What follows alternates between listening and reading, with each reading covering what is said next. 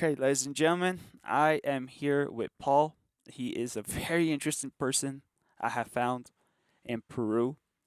He works with the medicine ayahuasca to help people. We're at his retreat. Tell me more about your retreat. I know it's called Tantric Yeah. Retreat. Mm, mm. Well, we've always been sort of concerned with the unification of the ancient mystical practices of the various traditions and the shamanic systems. That actually there was a period where they were functionally together. That people would be doing practices along with the plants, and there was danger in that, inherent danger in that, and that became very emphasized, and the paths split, and the medicine people forgot about the practices and the value of the practices, and the people who were doing the meditative practices and the energy practices really forgot about the utility of the medicines. So one of our goals really is to reintegrate the Western paths of magic and Hermeticism and the Hermetic paths, along with the various shamanic paths that are found around the world. And of course, they're not all the same, they're actually quite different, but they do have fundamental similarities that can be extricated. And then to combine those again with the uh, medicines and the shamanic methodologies, and then to try and analyze all of that via Western science, essentially. So to bring together all of the various streams of consciousness that have played out across the planet over the past few thousand years. East going off into, the sort of meditative mind states, West going off into the kind of uh, you know, um, The science, modern science, yeah, like Western science, exactly, like exactly. popping pills, The logical the sort of logical science. aspect. So it's good to have Mm. both, though, right? Exactly. This is, I think that we've done ourselves a disservice by rejecting one or the other. Hmm. Actually, all of these things actually can be brought together in a way that's actually very useful and very helpful. It does need to be done very carefully. It's Hmm. not an easy thing. Could become very superficial, could become quite dangerous in terms of mixing energies and all this kind of thing. But I'm experienced enough and I've gone deep enough into the various practices and into the various systems to be able to bring forth some kind of system that's actually very effective for people, can bring people to kind of very high states, Kundalini awakening, things like this within a week of work. Okay, got it. So let's move on to ayahuasca because it's like there's this whole, it's building up popularity across Gosh, the world. There's like Netflix episodes now. yeah, There's shows where people do it. And I mean, I know people personally that it's helped a lot. yes. You said over here in your retreat, you like to help people, kind of like clear or open up their eyes or their third eye, as you could say. Look behind the veil. Yep. Um, what is it about the medicine that just helps people? Yeah, yeah.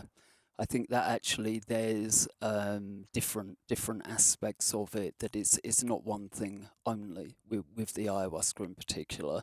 Ayahuasca is extremely sophisticated as a healing mechanism. It's working on a physiological, biological, chemical, energetic, karmic, spiritual level. It can do all of these things, and it is doing all of these things with the right guidance and the right sort of attitude, and Hmm. and the thing about it though generally is that with like anything of that nature, it's like you put a huge amount of energy into the system, and in putting a huge amount of energy into the system, your energy wakes up, and as a result of your energy waking up, you go into other conditions of consciousness beyond the norm. You mean like mystical Yeah, mystical experiences? experience, exactly, to see behind the veil, as you Yeah. said. But then, of course, the medicines are metabolized and the energy drops down. And we basically come down to pretty much where we were. all we're left with really is a memory or an experience or something, but we haven't actually fundamentally changed. Even though we experience something fundamentally very different from our normal reality, we haven't managed to stabilize it in any way. What do you mean we haven't changed? You haven't biologically changed, but psychologically. Well, for a little while there, you're biologically changed, of course, physiologically and chemically, okay. but only for a while. The medicine is, getting metabolized within the system. And yeah, I agree. Yes, of course, you can have a sort of like a glimpse of something that then changes your attitude and view and reactions to things afterwards. But the actual sort of opening of inner condition of consciousness is not in any way permanent. Is you do the medicine, you see, and you come back again. So we've always tried to work on building the energetic structures that are necessary in order to be able to maintain those states and conditions of consciousness. In other words, you do the medicine and then you keep doing practice, and then the next time you do the medicine, you are able to come up to a higher level, and you don't drop down to where you were. You drop down to the level that you've created via the practices that you've been doing in the interim period. So with all of that in place, then you can keep jumping from level to level. And instead of just going into different states of consciousness, you're able to maintain stages of consciousness. In other words, permanent conditions of consciousness that are used as slingshot realms or, trampoline states into other into the jhanas. Essentially, they're called the jhanas in the yogic and the Buddhist traditions. Okay. The jhanas are permanent conditions of awakened consciousness. Got it. Like, let's just say someone that's just generally happy all the time. That's definitely part of it, certainly. I mean, that's what most people would want, right? Just to be like a happier human being. This really is, I think people get very highbrow ideas, and it's not really what they're looking for. They think they're looking for something incredibly spiritual or God or anything like that. Actually, really, they want basic peace, basic happiness. That's actually what happened to me, because you were talking about Kundalini awakening, and I was doing Joe Dispenza's meditations, and I've been doing the Kundalini energy to get it up to my head. Some people have full-blown mystical experiences where it feels like a 45-minute orgasm. And I was like, I want to have that. Yeah. But I've never had that. Yeah. But I feel like through the time I've had, like, you could say micro-dosing. Yeah. And I've just felt better. Yeah. And I felt more clear. I'm happier. I'm healthier. And I'm just a better person. And I just one day just sat there and I thought, I'm like, do I really need to have a full-blown mystical experience? And the answer was really no. Just to be a better human being. Yeah. Very wise. Very wise. Is sort of it's very easy for the ego to get caught up in the sort of materialistic side of these things, that you think you're going to achieve something and get something, and people are going to look at you in a certain way as a result of that, and all of this gets kind of right.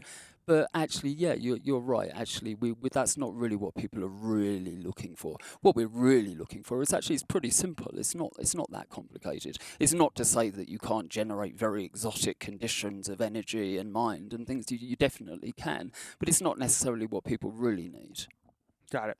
And another thing about ayahuasca, I mean, I haven't really heard of any bad side effects to it.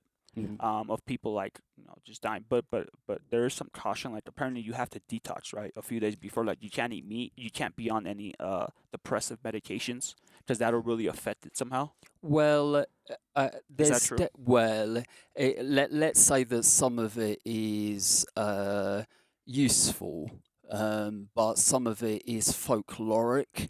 Some of it is, it's just passed down from teacher to teacher, from teacher to student. It was just accepted that if your teacher said don't eat bananas, it will kill you. Well, you're not going to try, are you? You're not going to go ahead and go and risk it. I mean, but we were pretty sort of wild and crazy, and I tried many of the things that they said don't do. Really? And I'm still alive and kicking. Now, it's not to say that that's recommended, but I think definitely with regards to foods, we've gone overboard.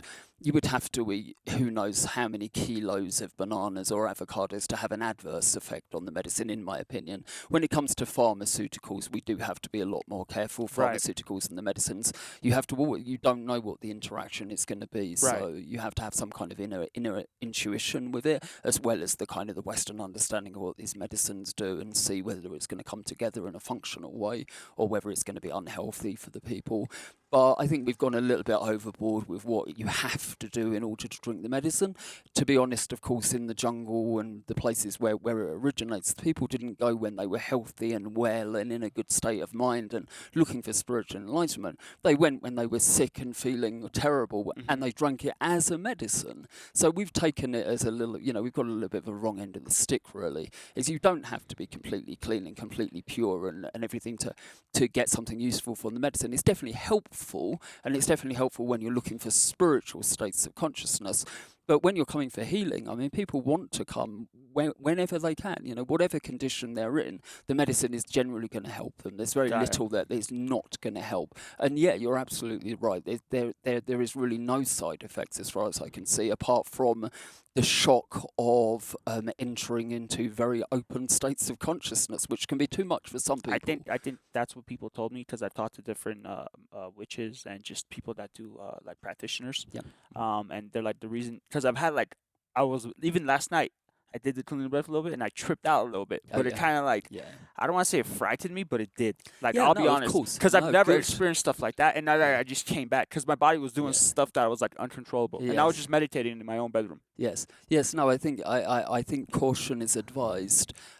We can't go beyond the ego in one go, unless we are very, very ripe for liberation, which is very unusual. That's 1 in 20 million people kind of thing. But I feel like those people are the ones that desperately need it the most. They're sick. Remember I told you the story about some guy that I met that had cancer, and he just needed to overcome it because there was no other hope for him. So he gave it 120%. Yeah. People often come to the medicine as a last resort. Right. But those are the people that probably have the most profound experiences. Not necessarily. Not necessarily? No. Oh, okay. Well, no. Hey, you're the expert. Yeah, no, I wouldn't say so much. I mean, it's very dependent on what a person's intention is, why they're coming, what kind of background they have, what kind of work have they done, to begin with. And we never really know where a person is on the path, But a person may feel that they're very, very far away from the truth or from realization and actually be very close. And a person who thinks that they're very, very close actually may be very far away, Interesting. I feel like a lot of people have told me this about ayahuasca. It's because some people just try to do it for the mystical experiences. Yeah. That it doesn't give you what you want, it gives you what you need. Yeah, that's very true. And, it wasn't really for mystical experience initially. None of these medicines were. If you know, of course, of Maria Sabina. No. She's the shamaness who introduced Gordon Wasson to the magic mushrooms back in the 1950s. He was overheard or manipulated by the CIA, depending which way you want to look at it. But let's say overheard by somebody from Time magazine talking about his experience with the mushrooms. It was written up, and that really kick-started the whole of the countercultural revolution of the 1960s. Yes, it did. That particular article and that particular shaman was, integral to that whole stream. But one thing she said very, very clearly, and it's not something that people really like to hear, but she was very clear about it. She said, when the Westerners started to come seeking mystical experience, the medicine stopped working. We couldn't work with it in the same way anymore. It was people came seeking visions, but that was not what they were for. They were for the mushrooms in particular for healing. Yeah. And if people came for healing, yeah, of course you can do that. But when it started to get kind of converted to something else, the mushrooms didn't go there, couldn't go there. Now ayahuasca is much more able to go really into any realm, ranging from minor healing all the way up to very high jhanic levels of liberation. Not to full enlightenment. I don't believe the plants are able or capable of taking us to that, but they can give glimpses of, and they can show us the way, and they can kind of point in the right direction. I know a lot of people that teach meditation. Actually, a couple of them a lot of them are my friends. And I've told them, do you do this often? They're like, no. He's like, I've done it once just to show me the way. Yeah. It's like, after that, I've learned to go there myself. He said, but I needed that one time because I didn't know where I was going. I don't know how to get there. Yes. But once I got there once, I was able to meditate. And these people teach little kids meditation. They don't teach them ayahuasca, but you know what I mean? They help them with meditation just to better themselves. Yeah, it's true to some degree, and I think that's true for some people. once you've experienced the vibration or the frequency of anything, as long as you can remember it, you can, kind of mask the system with that particular vibration, allow that vibration to take over again and enter into that same state or condition of consciousness. But actually, for the most part, you haven't got enough energy in the system to be able to attain to those types of states or conditions of Really? consciousness without 20 years of training, without 20 years of meditation or something Okay. prior to. Got it. So let's talk about the neurofeedback, because I know you're working with it and I'm working with it too, because one of my friends is doing it to me and actually drop into alpha brainwaves like this. Yeah. But it feels like that's a lot of meditation that gets me there. Like I meditated today. I meditated an hour and 20 minutes last night. I'm going to meditate tonight. It takes a lot of time to get there. What I like about you is you don't just bash on Western medicine, because you're like, oh, I want to integrate Eastern medicine and Western medicine together just so you can get the best out of everything. Yep. Why not? Yep. Which is common sense. Yep. And you said lately you've been working with neurofeedback and biofeedback with ayahuasca, and you've definitely seen some brainwave changes. Can you tell me a little more? Because I love that, dude. I Yeah. love that.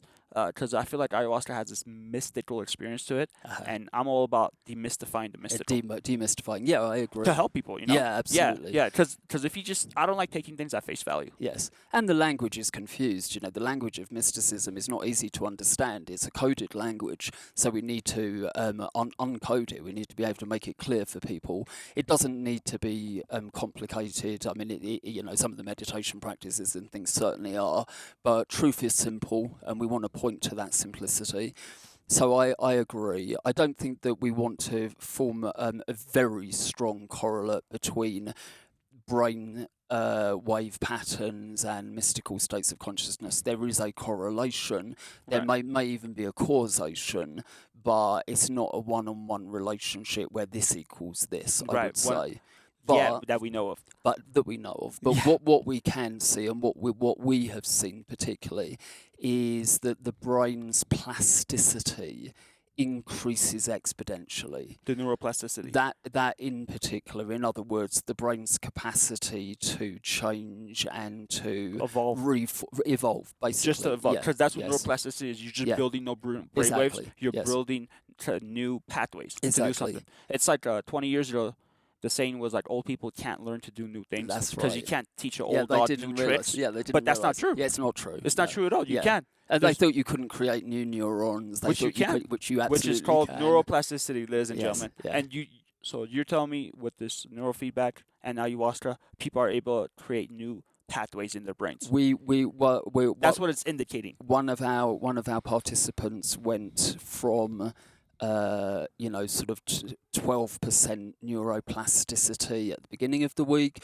to 56% plasticity at the end of the week. So close to 4 times more. In the course of 1 week, it went up by a significant amount. Over 300%, ladies and gentlemen, if you want to do the math. Yeah, that's a lot. It's a hell of a lot. What do you mean? That's a big time a lot. And the potential for what, is able to be created via that plasticity is infinite potential, essentially. Okay. So that's the sort of results that we're seeing. We're seeing a brain that is able to change, evolve, quicken, in very, very radical ways, very, very quickly.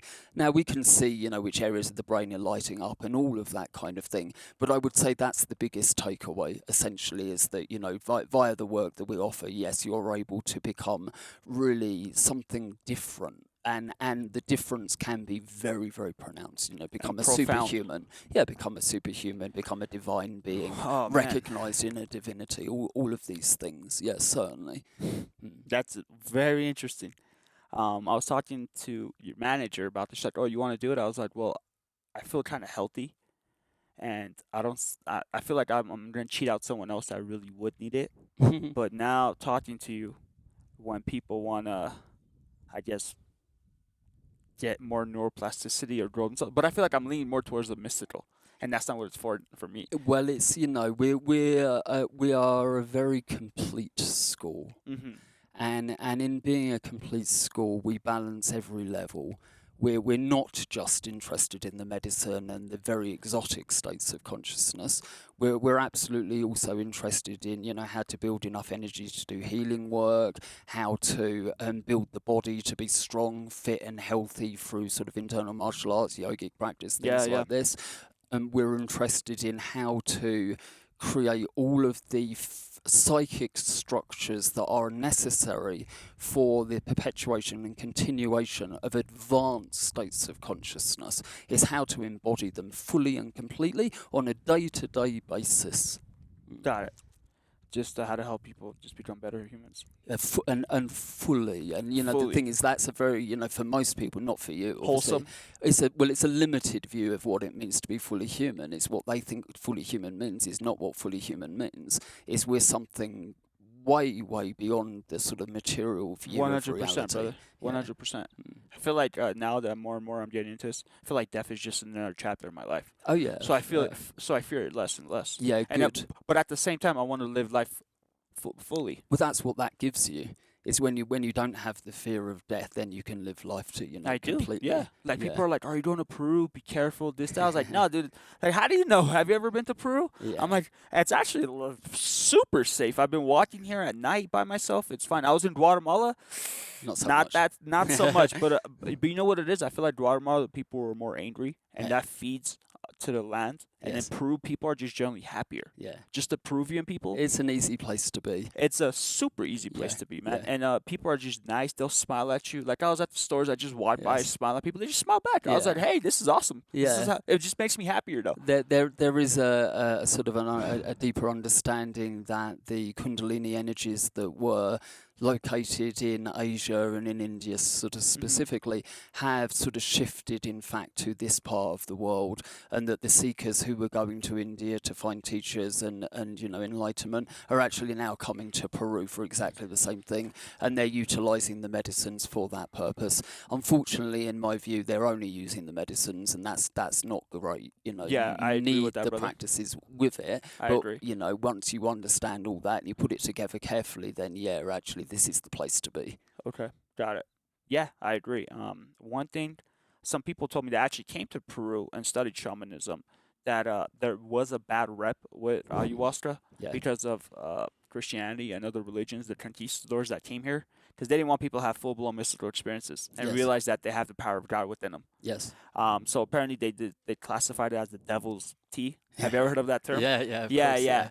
All of those anthropological reviews and things. I mean, they're full of this kind of language. But they would take it themselves. Like apparently the high priests and stuff would take it themselves. Like, what the hell? Yeah. It's like, oh, it's okay for us, but it's not okay for you. Yeah. Like, can you elaborate on that a little more? Well, of course, actually Peru as a whole, of course, is actually heavily Catholic. They're not a shamanic culture by any means anymore. But I feel like it's still in their bloodline. I feel like somehow it's in there. Well, in the jungle, certainly, definitely more than in the mountains. I would say more here than in Cusco, or more here than Lima. That I have to say that is a sort of a Western imposition. Yeah. Actually, well, not maybe not imposition, but let's say that actually 20 years ago, this place where we are now, no, there was no medicine here. It was a Spanish guy who brought the medicine here and kick-started a kind of a trend essentially, and it became very, very, very popular as a result. I'm going to Iquitos, by the way, in a few days too, so I'll see what's up over there. Well, that's a whole. It's another ball game. So there is a very dark. I think perhaps what they were also hinting at with your with their advice or whatever is that actually there is danger in the world of shamanism. It's not a safe tradition. It's if I was going to to people, lots of people say to me, should I become a shaman or should I and I generally say no. You can still be a very powerful healer. You can become a very powerful mystic. Your meditative power, etc., can become very, very pronounced.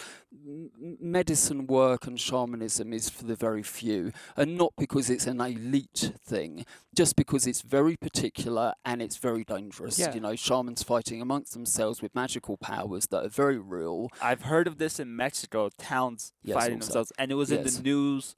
Yeah, so that is very true. I actually did an article on that too. Yeah, it is. I feel like, shamans are like it's just like magic, but magic Yes. is like a gun. You could use it to help people Yeah, or defend exactly. yourself, Yes, or you can use it to precisely. kill people. Precisely. There's no ethics and morality needed to generate power in these traditions. In the Eastern traditions, the morality and the ethical side of it comes first. You're trained in ethics and morality from the get-go.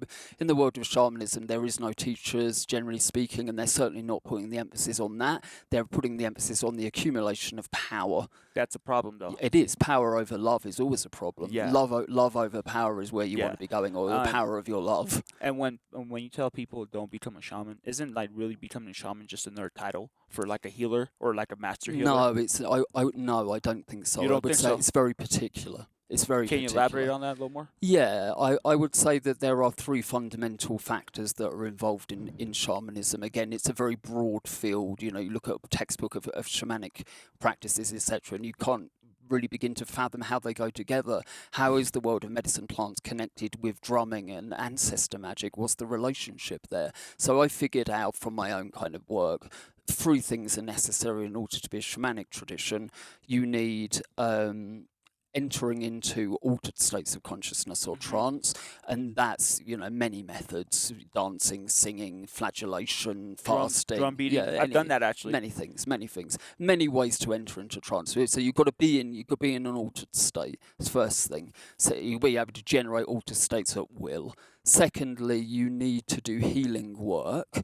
There has to be healing work, because of course you can become a sorcerer where you can do all kinds of magic, but if you're not doing healing, that's not shamanism. Okay. So that's one other thing. And then finally, engagement with the world of spirits. And not great spirit, not the great spirit in the sky, but spirits, you know, individualized energies, powers, and you know, personal relationship with those energies, you know, the world of allies.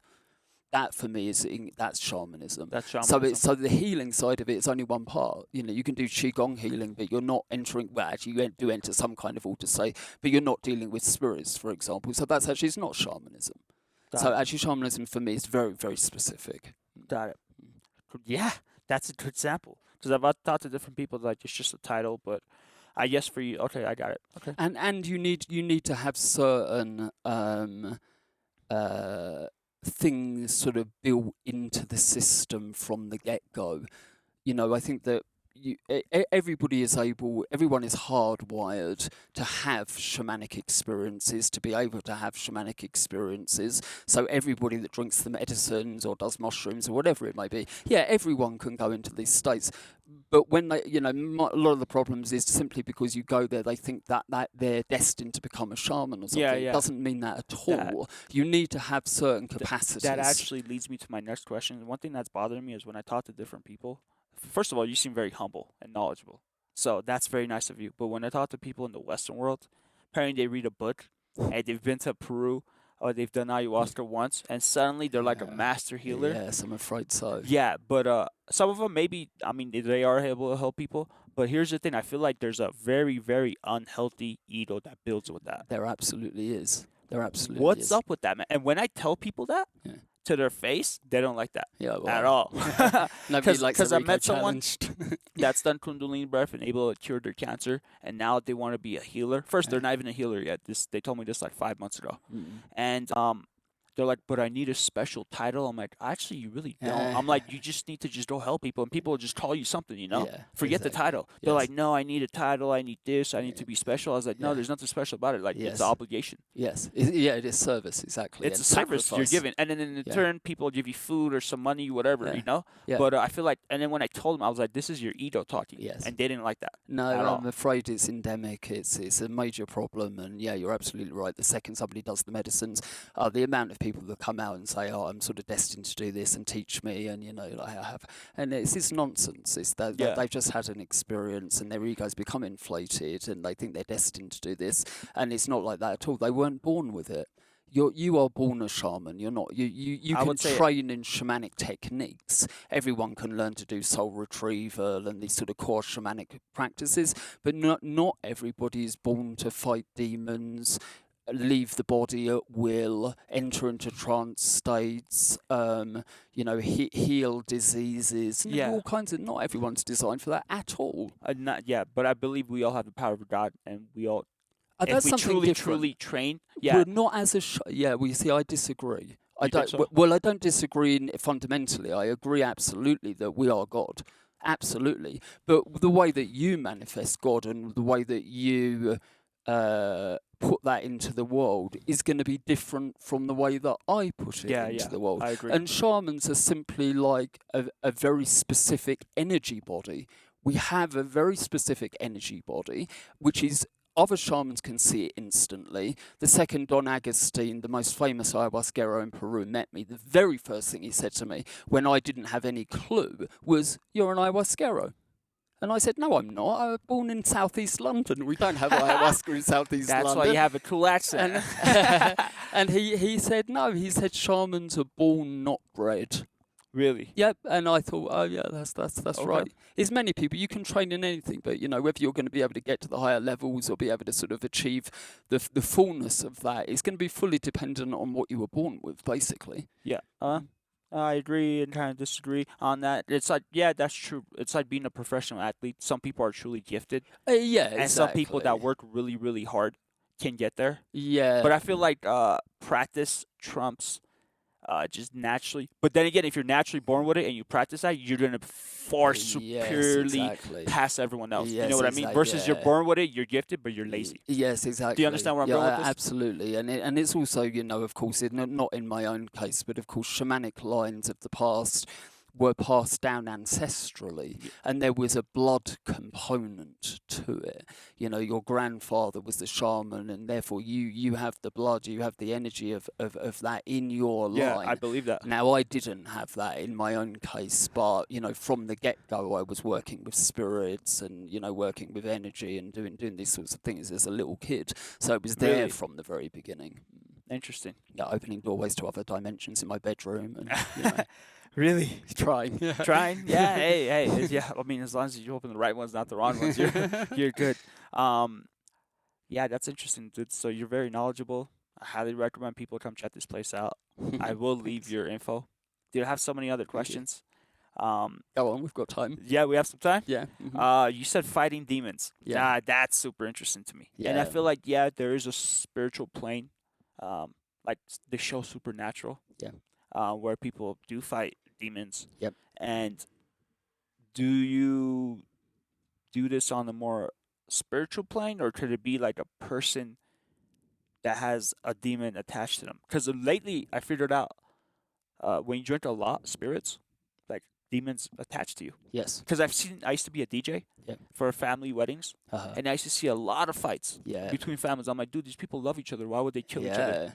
But there's a lot of alcohol. Yes. And when they have that mixed into their system, they're Correct. not in the proper state of mind. Correct. So I'm like, all these nice people, something got into them. Yes. But I never thought a demon got into them. I'm like, something got into them. Yeah. I was like, holy shit. Yeah. Yeah, no, absolutely. Well, you see, whenever you are unconscious, you create holes in your aura. So when you act in unconsciousness and when you are unconscious, just generally passed out or something, holes in your aura open up and things are able to enter into your field fairly easily. For the most part, we're pretty protected, we're pretty strong. It's not, you don't just wander down the road and something kind of attaches for the most part. Mm-hmm. But if you do drugs and alcohol and kind of, do these sorts of things that suppress consciousness, essentially, then you open up doorways to things to be able to get in. Now, I didn't have a belief in this system. This came to me directly through personal experience in my own very first medicine ceremony, when the shaman that I worked with for many years pulled a very, very big demon out of me, and I had no clue that it was there. And that was after 25 years of very hardcore yoga, meditation, many hours of practice. And I was shocked. I thought, wow, this is pretty wild that actually I did all that work and I didn't see this, I didn't believe in it, I didn't know it was there. And in one medicine ceremony, he could pull it out of me, and I knew what it was connected to, and I felt very different afterwards. And it was the real sort of kind of thing. It wasn't just sort of an idea. It was the body contortion and the sense and the feeling and the vision of it, and very visceral. And it was attached to you, and you had no idea this was a part of you. Deep inside me somewhere. Really? Yeah. And subsequently, of course, since I've been working with the medicine now for 20 years, I've pull, yeah, a lot of the work is exorcism work. That's just the truth of it. We say purging, and purging is just a very polite term for exorcism. And we do exorcisms. We do exorcisms all the time. And I've fought demons on a physical level. In other words, the person is trying to kill me in the ceremony, trying to strangle me, trying to do After things they to came me. and asked you for help. Yeah. That's Well, it's the interesting. demon It's taking not the over. yeah. you know. It is because Yeah. that's the last breath, right? Yeah, and then it's happening on many levels. You have to extricate it from the energy body, and it can be entangled in different organs, and it could have spread out and branched out inside the system. So you have to be actually very careful about how you pull all of that out of the body so that you don't do harm. You have to make sure that you fill it up afterwards so there's no gaps and all that kind of thing. So it's happening on a kind of energy body level. It's definitely happening on a physical level because the people are contorting and making sounds and going through all kinds of things on that level. And then of course with shamanic vision, what I'm experiencing and seeing is an astral battle. Yeah. Well, actually, I've moved away from kind of that kind of fairly adversarial kind of attitude, really, into the more kind of tantric view, whereby we try to raise these beings up to a higher level to sort of set them on the way, as it were, as opposed to just kind of killing them or sending them into the lower realms or whatever, to actually do something positive for them so that they can be benefited as well as the person being benefited. So we have a very, very broad view of So you're talking about like a win-win situation. Exactly, everybody wins. Everybody wins. The person becomes healthy, and that demon. They're eating, is, you see. Everything eats, everything feeds. So if you give it something to eat that is an offering and freely given and sort of not dangerous for you, then you can convince the being it doesn't need to eat off your fundamental life force. That makes sense. Yeah, that's how the tantrikas used to do it. Of course, how the Tibetans converted all of the Bun demons of the Bun tradition of pre-Buddhist Tibet. And they sort of basically gave them a choice. They said you can become the Dharma protectors, where we get all of the wrathful deities from, or you can be destroyed. Up to you. So many of them became Dharma protectors, and that's, you get the kind of all of the very fierce imagery of Tibetan Buddhism as a result of all of that. Okay. So we do the same thing, really, or we attempt to anyway. Sometimes there's nothing you can do but to kind of kill it or destroy it or separate its energy out so that it has no power.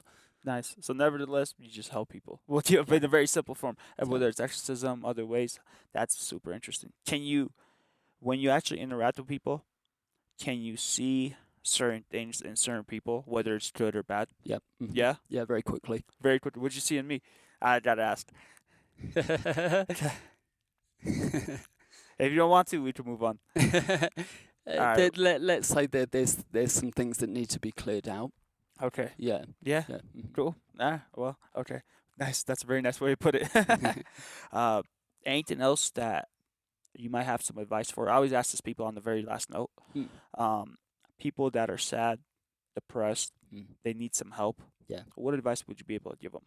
Yeah. From all your years of knowledge, Yeah. inner knowledge, external, you've helped people, people have helped you. Yeah. What advice would you be able to give these people? Yeah, I think really actually there is a fundamental understanding that one can come to in oneself that is able to transcend all of the difficulties and diseases and problems that we face, and that is simply to know truly who you are.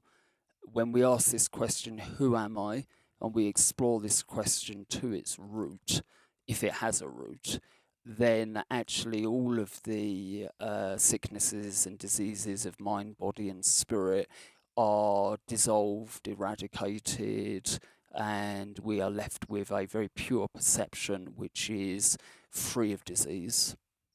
Got it. Know who you are. Know thyself. Yeah, know thyself fully. This is what was inscribed above the ancient mystery schools, and is really the fundamental key to liberation, is to know who and what you really are, And not what society has told you are. Nice. And meditation is one way of getting there. It is, so if we ayahuasca. understand it correctly. Of course, meditation can take us in the wrong direction if we don't understand what it's pointing towards. If we think it's going to take us towards something, we're wrong. If we understand it takes us into what is, then yes, it can be very useful. Whoa, that's a great way to put it. Thank you again, Paul. Ladies and gentlemen, if you're ever in Peru, come and see him. I mean, he offers yoga classes if you just don't want to do ayahuasca. There's other ways that he can help you. I am going to leave your information. We're in Pisac, Peru, which is a beautiful little town. It's probably one of my favorite towns I've ever been to. It's just something magical about it, dude. I was singing. I was walking down to town. I was just singing and just having fun by myself. I was like, dude, this place is awesome. It is. It's an amazing place. Yeah, it is. It is. This is good vibes. Well, this is where it's at again. You know, this has the highest sort of cognitive liberty anywhere in the world. We're allowed to use the medicine plants. We have absolutely no problem using the medicine plants. And you know, the bureaucracy and everything is very corruptive for sure. But at the same time, they just leave you alone. That's awesome. That's cool. Hey, Yeah. thanks again, Paul. Very welcome. And I hope we meet again, my man. Thank you very much. Thank you, ladies and gentlemen. Since you liked this episode, go ahead and subscribe, and we'll catch you next time.